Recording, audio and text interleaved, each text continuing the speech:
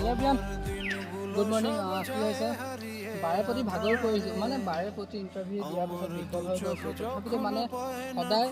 এটা নতুন পোষ্টৰ আশাত থাকোঁ মানে কিবা এটা পোষ্ট আহিলে মানে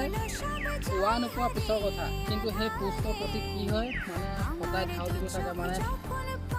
আকৌ ইণ্টাৰভিউ দিব যাম নিশ্চয় কিবা এটা কৰিব পাৰিম মানে সদায়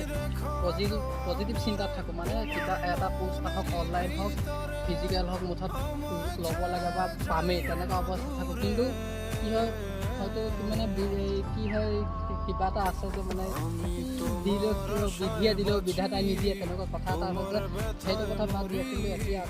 এতিয়া যিহেতু মামাই কৈছে মানে পোষ্ট বহুত দিয়াৰ কথা কৈছিলে কিন্তু কি হ'ল এতিয়া প্ৰায় 1700মান পোষ্ট দিছে তথাপিতো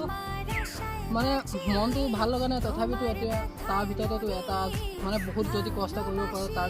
ভিতৰত এটা নিশ্চয় নিজৰ হ'ব চ' সেইবাবে আজি আহিছোঁ মানে আকৌ